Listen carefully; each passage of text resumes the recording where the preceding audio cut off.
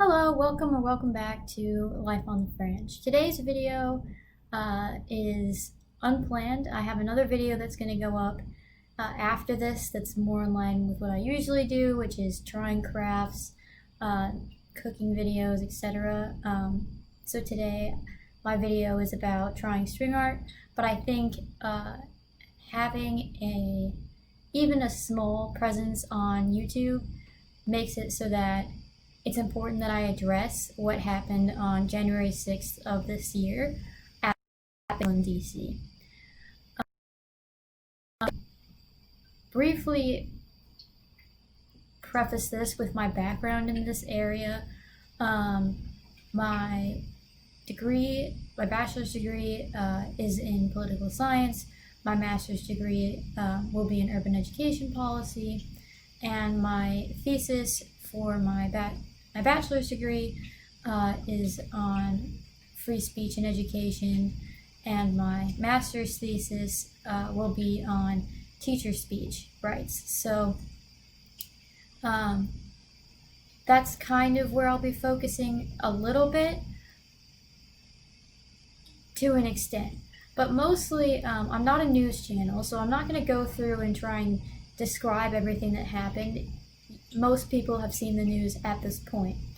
I would recommend, if this is the first time you're hearing about this, or if you want more information about this after the video, to watch Legal Eagle's video on this topic. And I'm going to link his video down below. I think it's very well done, definitely more well done than this video, and just takes a different look, has a different lens than where we're going with this. So I think what I want to talk about the most is what it means to be a patriot. What does it mean to be patriotic? In recent years, on Facebook, and in talking to people who are on both ends of the political parties, being patriotic has been taken over by being conservative. So if you aren't conservative, you aren't patriotic. And conservatives have kind of taken this grip hold that, we think America is great, and liberals are always complaining about ways to make it better. Therefore, if you don't like America, get out. You can leave. Blah, blah, blah. And the left, some people on the left, have then taken that and been like, yeah, America sucks, and we should just leave everything, and blah, blah, blah. I don't think either of those options is good, and I don't think it's correct to say that being patriotic means that you can't question your government, that you can't hold them to higher standards, and that you can't hold them to the standards of which they are meant to be held, i.e. following the constitutional limitations that they have. And yesterday, January 6th, insurrection at the Capitol kind of highlights how being conservative does not make you patriotic. Every single person who is there purposefully tried to undermine the election of Joe Biden, President-elect Joe Biden. And that is inherently undemocratic. And I know that in the coming few days, it's going to be compared to the Women's March. It is not the same. I was a participant of the Women's March. I was not contesting the outcome of the election, merely protesting, voicing my grievance with the outcome of the election. Raising awareness for causes that I felt like were going to be negatively impacted by Trump's presidency, and that in many cases were negatively impacted by Trump's presidency. But at no point was that protest violent. At no point did that protest attempt a coup. And I don't think that that's the wrong term here. You have people attempting to keep a person in power who lost a democratic election, which is unpatriotic. I also think that this claim that conservatives are patriotic has always been, prior to January 6th, a little bit confusing to me because of the continuation of the flying of the Confederate flag by conservatives. The Confederate flag is the flag of the South. It's the flag of secessionists, people who literally declared war on the United States, left the United States, became expatriates, and no longer wanted to be a part of the U.S. So flying that flag seems incongruent with the idea of you being the most patriotic person in the planet. I know I have friends who will disagree with me on this. I welcome comments that disagree with me, in the comments down below. It's a dialogue, but I'm going to expand on that more in a little bit. But in addition to now the Confederate flags, we have the issue of the Trump flags. So Legal Eagle mentioned how a Trump flag was flown at the Capitol building, and I wanted to fact check this, as you should fact check everything that I'm saying, which is why I'm having it on my computer so you can see what I'm looking at. It seems like Snopes basically is like, we don't have enough data to say, can tell you whether it's true or not. But Trump flags were flying inside of the Capitol building. United States flags were taken down. It's just if the main flag that flies above the Capitol building was replaced, and it seems like there's not evidence to support that. So, but you have this issue of now Trump flags being flown, which is somehow seem more important than the American flag that represents our country. No president is more important than the country. That elevates a president to such a irresponsible degree, because you're saying that the president is more important than democracy, what America stands for. And clearly that's what these insurrectionists believe, because they overtook the democratic process to prevent the confirmation of the president-elect because they like one guy over the foundational aspects of democracy. So let's get into this a little bit. As I said, the Confederate flag was flown to show that they were not happy with President Lincoln. So similarly to this, right after the election, you saw states starting to secede. Here, right after the election, as President-elect Joe Biden is confirmed, you have the breaching of the Capitol. The parallels are kind of nuts, and to see both flags flown shows how connected these two are, and how recently the Civil War happened, and how some of the ideology of the Civil War persists to this day. There's also so many myths about the Civil War, and we're going to get into that a little bit later. But I just want to show you this picture here. Here's the U.S. flag. Here's the Confederate flag at war with one another.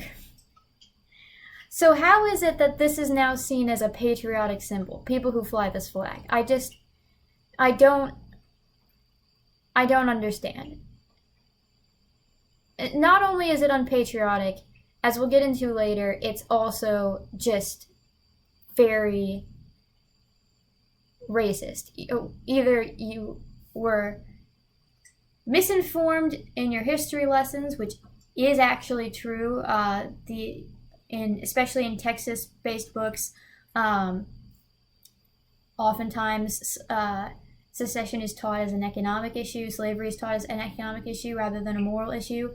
So it is possible that you are just misinformed, but the truth of the matter is the states that seceded on the grounds of slavery, and that is what that flag represents. And it is not about Southern pride or states' rights. Historically, it is about slavery. And if you look at who flies this flag and who is against Black Lives Matter, they tend to overlap. So it's hard to say that we have changed the meaning of this flag dramatically since the Civil War. So let's get into what is patriotism and what being patriotic actually means. So patriotism, as defined just by a quick Google search, is the quality of being patriotic, devotion to and vigorous support for one's country. Okay, so devotion and vigorous support for one's country, not one's president, one's country. And when you attack the foundations of our democracy, of our country, as these insurrectionists were, you are not being patriotic. But let's keep going. Here's a definition by, people also ask, what does patriotic mean? Having or showing great love and support for your country. Again, that's not what these people are doing. Here's by Merriam-Webster. A person who loves, supports, and defends his or her country and its interests with devotion. A person who regards himself or herself or themselves as a defender, especially of individual rights, against presumed interference by the federal government. A person who loves, supports, and defends her country and its interests. There is no greater interest to the United States of America than preserving its democracy, preserving the integrity of an election. Giuliani basically said we should have a trial by combat. That is not democracy. A war to determine who is the leader of the country is not at all the same as an election, which is the basis of a democracy, of a republic. So let's get into the First Amendment, shall we? So here's the amendment here. Congress shall make no law respecting an establishment of religion or prohibiting the free exercise thereof, or abridging the freedom of speech or of the press, or the right of people to peacefully assemble and to petition the government for a redress of grievances. Okay, so anybody trying to make the insurrection into a free speech argument, I would say right here, peacefully assemble, right, kind of takes away your argument.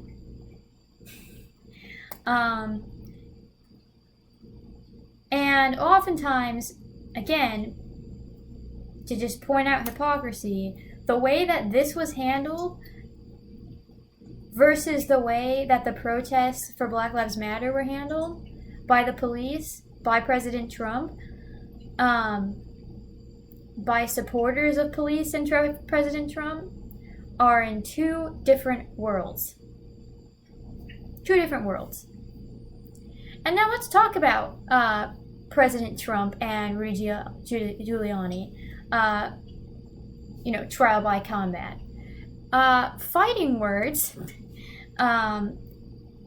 which are words that are going to, by their very utterance, inflict injury or incite an immediate breach of the peace, are not protected by the freedom of speech. So, for example, you can say that you think that we should reconsider the way we conduct elections in this country. You can say that you thought that voter fraud happened in this country. You are allowed to say that. If you have a mob of people angry in front of you and you tell them, let's go trial by combat, and then after Trump saying, I'm going to the Capitol with you, those people are then going to immediately respond by those actions. So, I'm not a lawyer. I'm interested to see what Legal Eagle says about this, but based on my research, these would not be protected. This would not be protected speech. So it's just kind of crazy that it's coming from the government, which is supposed to be looking out for the good of the nation. But to not get too pessimistic, I want to read a short poem from Langston Hughes, just an excerpt from this poem, Freedom's Plow. Langston Hughes was a fighter for civil rights. He was kind of born in the Midwest and eventually studied at Columbia, but didn't graduate from there, graduated from Lincoln University, and basically wrote an in-depth weekly column in a leading black newspaper, the Chicago Defender. So he was an activist, and many of his poems have political themes. So I just want to read an excerpt from his poem, Freedom's Plow. America is a dream. The poet says it was promises. The people say that it is promises that will come true. The people do not always say things out loud, nor write them down on paper. The people often hold great thoughts in their deepest hearts, and sometimes only blunderingly express them, haltingly and stumbling say them, and faultily put them into practice. The people do not always understand each other, but there is somewhere there always the trying to understand, and the trying to say, you are a man, together we are building our land. America, land created in common, dream nourished in common. Keep your hand on the plow, hold on. If the house is not yet finished, don't be discouraged, builder. If the fight is not yet won, don't be weary, soldier. The plan and the pattern is here, woven from the beginning into the warp and woof of America. All men are created equal. No man is good enough to govern another man without his consent. Better die free than to live slaves. Who said these things? Americans. Who owns those words? America. Who is America? You, me. We are America. To the enemy who would conquer us from without, we say no. To the enemy who would divide and conquer us from within, we say no. Freedom, brotherhood, democracy. To all the enemies of these great words, we say no. A long time ago, an enslaved people heading toward freedom made up a song. Keep your hand on the plow, hold on. The plow plowed a new furrow across the field of history. Into that furrow, the freedom seed was dropped. And from that seed, a tree grew, is growing, and will ever grow. That tree is for everybody, for all America, for all the world. May its branches spread and shelter and grow until all races and all peoples know its shade. Keep your hand on the plow and hold on. And the reason I chose to read an excerpt from this poem, one is I think it's very encouraging to those of us who are standing up for democracy, regardless of your previous political alignment, who are standing up on the side of democracy over the fraudulent takeover of our nation. And I think especially if we look at the entirety of 2020 going into 2021, with the protests that happened over the summer, with the police brutality and the criminal justice system the way it is, with the education system the way that it is, and now with this insurrection, we have a long way to go before we are America in its final form. We have miles to go before we are what we are meant to be. But I especially want to emphasize this line here. To the enemy who would conquer us from within, we say no. President Trump is trying to divide us from within, and we need to say no. On any platform that you have, in any way that you can, we need to be strong in our support for democracy, in our support for peaceful protest, in our support for elections. It's crazy that we are saying that now when this is something our country was founded on. But it's not surprising. And the reason it's not surprising is right here. This article was written in October of 2020 about how Republicans are selling the myth of rampant voter fraud. Again, I'm going to link this full article below, but basically this article outlines the ways in which Republicans were spreading the seeds of doubt in the election results prior to the election, and now they're using those seeds of doubt that were largely unfounded to create mass hysteria about the outcome of the election in order to keep President Trump in power and not confirm President-elect Biden, who's now been confirmed. So he is the next president of the United States. But it's about the twisting of the media, how Republican senators are also culpable in this, how after investigations that show that voter fraud was not prevalent, Republicans refused to change their statements, and then you had this outcome, which was in some ways inevitable, because people listened to the leaders of the government who were lying to them about the election. So, and again, making a comparison to the Civil War, the myths about what caused the Civil War persist to this day. It was a war fought over slavery, but people don't like to say that because they like to think of it as state pride. It's just not true. Again, I'm linking to this article below. It goes through all of the states who seceded, talking about how slavery was a main reason why they seceded. But history has been rewritten, and here we have the present in real time being rewritten so that voter fraud is everywhere, the election is a lie, and it's causing civil unrest and threatening our democracy as we know it. And this is a non-partisan stance. The stance I have on this issue is non-partisan. Personally, yes, I did vote for Biden. So, I'm not going to say I don't have, an egg in this race, but it's not like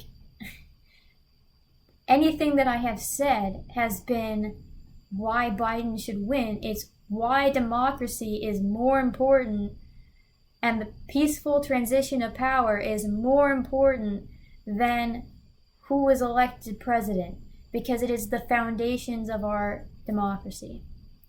So I know this is a little bit different of a video than what I normally post.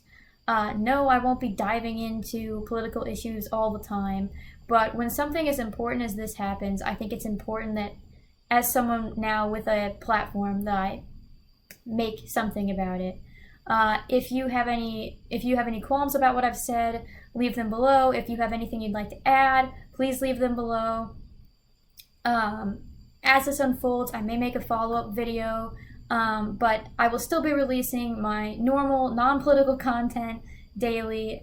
So if you want to see that, that's what my channel is mostly about. So click subscribe. But if you like this video, give it a thumbs up, and I hope that you have health and safety in this time of unrest. And I hope we figure this out.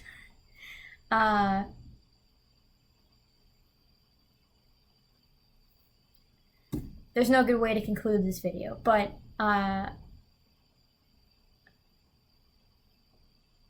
God bless America. Bye.